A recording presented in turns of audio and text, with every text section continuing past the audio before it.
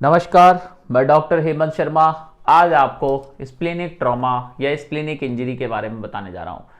जैसे इंजरी या चोट लगना दो तरीके से हो सकता है, या तो पेनिट्रेटिंग हो, छेद हो गया हो बॉडी में, या फिर एक ब्लंट बहुत तेज फोर्स से चोट लगी हो।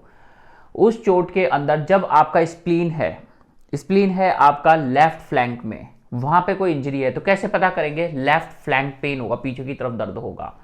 अब मैं जब ट्रॉमा सेंटर में रिसेस एरिया में था तो एक पेशेंट आया और एक एनेस्थीसियोलॉजिस्ट के साथ हम थे उस समय। उन्होंने कहा कि अगर स्प्लीन में लेसरेशन है तुरंत स्प्लीनेक्टॉमी कर दो। तो मेरे दिमाग में एक बात स्ट्राइक करी कि स्प्लीनेक्टॉमी कर दो, डायरेक्ट स्प्लीन निकाल दो लेसरेशन पे, क्या ये सही है?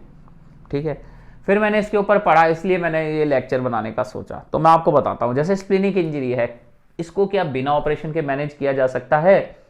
आंसर है yes. Most of the time spleen का कोई भी इंजरी है वो विदाउट ऑपरेशन ही मैनेज होता है। तो समझते हैं स्प्लीनिक इंजरी को। देखो, दो चीजें होती है स्प्लीनिक इंजरी में, पेशेंट स्टेबल है या पेशेंट अनस्टेबल है। ठीक है, स्टेबल अनस्टेबल क्या होता है? स्टेबल वो होता है जिसका बीपी नॉर्मल है, पल्स नॉर्मल है, पेशेंट बात कर पा रहा है, पेशेंट कॉन्शियस है, ओरिएंटेड है, सैचुरेशन रूम एयर पे मेंटेन कर रहा है, तो ये है स्टेबल। एक होता है अनस्टेबल, पेशेंट अनस्टेबल है, बेहोश है, अनकॉन्शियस है, बीपी फॉल कर गया है और फ्लूइड देने के बाद, ब्लड देने के बाद भी रेस्पॉन्ड नहीं कर रहा है, तो अनस्टेबल। अनस्टेबल पेशेंट में तो तुरंत स्प्लीनेक्टॉमी करनी है, वो भी ज़्यादा वेट नहीं करना है, तुरंत इमरजेंसी में ही आप ऑपरेट कीजिए और स्प्लीन निकाल के बाहर फेंक दीजिए। ये हो गया स्प्लीनेक्टॉमी। अदरवाइज पेशेंट की जान जा सकती है अनस्टेबल में।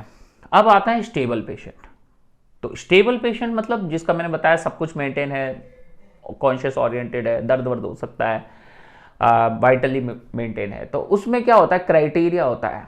पेशेंट स्टेबल है तो हम पेशेंट का कराएंगे CECT होल एब्डोमेन। अब CECT होल एब्डोमेन में हम देखेंगे कि अगर कौन सी इंजरी पे स्प्लीन निकालना है और कौन सी इंजरी दवाइयों से ठीक हो जाएगी।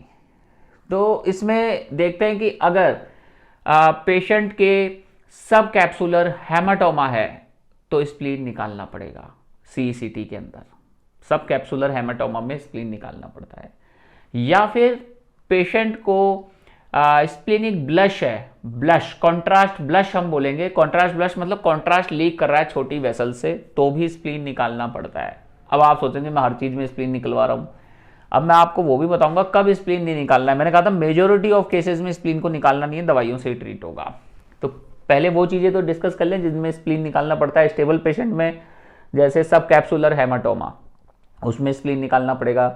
सूडो एन्यूरिज्म हो पेशेंट को, सूडो एन्यूरिज्म है तो स्प्लीन निकालना पड़ता है। उसके अलावा कॉन्ट्रास्ट ब्लश, कॉन्ट्रास्ट लीक कर रहा है छोटी छोटी वेसल से, तो स्प्लीन को निकालना पड़ता है। अब स्प्लीन को हम कब नहीं निकालेंगे? जैसे स्प्लीन का एक ग्रेडिंग सिस्टम होता है, ग्रेड 1, ग्रेड 2, ग्रेड 3, ग्रेड 4 और ग्रेड 5। तो ग्रेड 1 क्या होता है? जैसे स्टेटमेंट मेरे पास आया था कोई भी लेसरेशन है निकाल दो स्प्लीन, तो ये स्टेटमेंट फॉल्स है, गलत है, एकदम मिथ है। ग्रेडिंग समझते हैं। ग्रेडिंग में कब हमने स्प्लीन को नहीं निकालेंगे? जैसे कि ग्रेड 1 बताते हैं कि स्प्लीन में कंट्यूजन हो 10% से कम और लेसरेशन हो 1 सेंटीमीटर से कम, तो स्प्लीन नहीं निकालना है। पेशेंट कंजर्वेटिव मैनेज होगा अगर स्टेबल है तो। कंजर्वेटिव मतलब दवाई से ठीक होगा।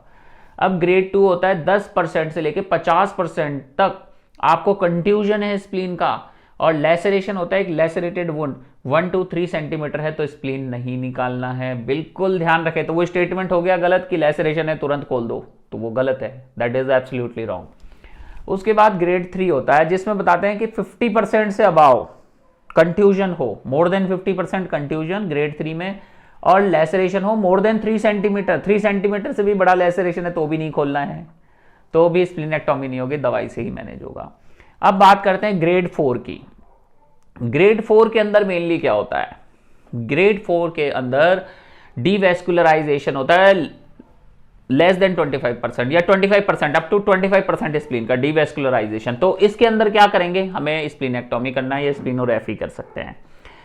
उसके अलावा ग्रेड 5 आ गई, उसमें कंप्लीट डीवैस्कुलराइजेशन होता है, ब्लड सप्लाई एकदम कट हो चुकी है, तो अब इसमें क्या करेंगे? हमारे पास कोई ऑप्शन नहीं है, तो बेस्ट आंसर इज स्प्लीनेक्टॉमी। तो देखिए ग्रेड 1, 2 और 3 इसमें कंजर्वेटिव मैनेज हो जाता है। तो ग्रेड 1 2 3 बहुत हो गया, ठीक है। अब जैसे सूडो एन्यूरिज्म है, कॉन्ट्रास्ट ब्लस है, सब कैप्सुलर हेमाटोमा है, पेशेंट वाइटली अनस्टेबल है, तो ये चीज़ें देखनी पड़ेगी। और ये चीज़ें थोड़ी रेयर होती हैं जब स्प्लीन निकालना पड़ता है, ऐसा कॉमन नहीं है। कॉमनली तो कंट्यूजन वगैरह मिलेंगे, लैसरेशंस मिलेंगे, तो वो ग्रेडिंग मैंने आपको बता दी, उसमें कंजर्वेटिव मैनेज हो जाता है। तो देखिए, वीडियो अच्छा लगता है तो लाइक जरूर करें, चैनल पे नए हैं तो सब्सक्राइब करना ना भूलें। और thank you, good day, goodbye, नमस्कार, धन्यवाद।